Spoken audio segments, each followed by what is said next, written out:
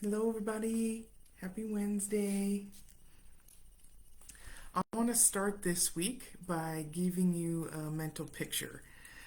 I have a pepper plant, and when it's planted, I place a container around part of that plant. As the pepper starts to bud and bloom and grow, it's not aware that there's a container that's been placed around it until it grows and starts to meet that container. The pepper will grow the way it's intended until it meets that container, then eventually it can only grow to look like the thing around it. Likewise, we can be boxed in. We can start to get restrictions and limitations and not know it until we grow enough to reach that point where we feel it. Until we reach a point where we're no longer growing in the intended way, but now only growing to look like those limitations and restrictions. In Matthew 26, we learn about when Judas agrees to betray Jesus. He's makes this deal with the religious leaders. And at this point, the religious leaders are Team Judas. He's doing what they want, and so they're on his team. In Matthew 27, remorse fills Judas, and he goes back to the religious leaders and he says, "That was an innocent man. I didn't mean it. I want to take it back." And at that point, their response to him was, "That sounds like a you problem." When Judas no longer served them and no longer agreed with their narrative, they wanted nothing to do with him. The people that sometimes encourage us to act a certain way, to follow a certain direction, they seem to back us and support us while we follow their narrative, while we're on their side of things. When we come back to them and we want to discuss and we want to talk about our regret in that we've changed our mind, that we're met with that sounds like a you problem. Now that we no longer serve them, now that they no longer agree and they've gotten what they needed from us, they're done with that partnership, with that relationship. I'm not saying Judas thought that it was a healthy relationship or a healthy partnership, but I do want to suggest that he thought it was a partnership, or at the very least, a mutually beneficial thing, which would lead him to believe that they would hear him out when he went back. That he believed that they would maybe hear him when he changed his mind. We find ourselves in relationships that seem to be mutually beneficial. They seem to help us grow. These relationships, they're edifying. This is a give and take moment. We're equals in this thing. And they seem to be healthy until they're not. I'm not saying people are inherently bad or that you should go into every relationship thinking that manipulation is playing a part. But what I am saying is that we need to evaluate our environments frequently to make sure a point of restriction or limitation hasn't been placed without our knowledge.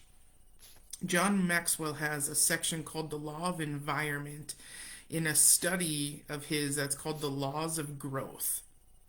And I'm not going to read the entire thing, but I want to give some high-level points because I think these high-level points are the answer to how do we not miss a limitation or restriction put around us, but without our knowledge. It says a fertile personal growth environment is where you feel energized and motivated. You're reminded of your potential and constantly pushed to fulfill it. Some of the factors of that fertile environment, others are ahead of you. We can't be at the head of the group if we want to experience personal growth. The bottom of the class is where we do our learning. The top of the class is where we do our talking. And if we're talking, we're not learning. Are we at the bottom of at least one of our classes? Are you continually challenged? Are you supported and encouraged so you can tackle the obstacles that come up? Growth happens in the facing, the approaching, and ultimately overcoming of those obstacles. Your focus forward. Reflection is a main key in growth, but the goal of reflection is not to dwell on the past, it's to gain insight for the future. The atmosphere is affirming. Not a hyped up, empty energy, but a genuine encouragement. And we can tell the difference, right? If somebody is giving me an empty hype or if they're genuine. They genuinely see what you're capable of and want to speak that into existence for you. Others are growing. We become what we behold. If we are not surrounded by people who are on the same growth journey as we are, we may not be on the journey long. Progress abounds in community. Their success inspires your success. Comparison and competition is non-existent here. A leader can only take you as far as they've gone themselves, and fear can make an insecure leader try and stunt your growth so that they're always needed, or at the very least so that you can't move beyond where they are so they don't feel left behind. There are two types of scenarios when it comes to leaders. One case, your leader's ceiling is going to become your floor. They're going to be a part of your healthy environment.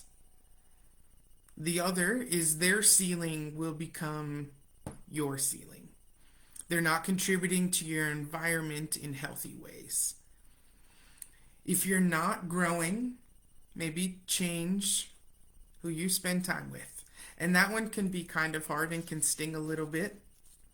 I'm aware. It says associate with people further along in their growth journey than you. People who are positive, people who have integrity, and are constantly growing. If you feel like you've hit a point of restriction, I encourage you to evaluate your environment. Answering some of these questions. What experiences are lifting you up? Where have you or are you thriving? Who cares for and supports you? Not who hypes you up, but who authentically affirms you, supports you. Are you currently learning? What do you need right now? Are relationships that were once edifying and mutually beneficial still that way? A recent check-in I did with Jesus is, where have I become complacent? You can still grow under restriction, right? That pepper can grow until it meets the container. And so I want to call us higher, and I want us to have a different standard than, but I'm growing. Because I want us to grow in our intended way. I want you to grow to the fullest of what Jesus has for you.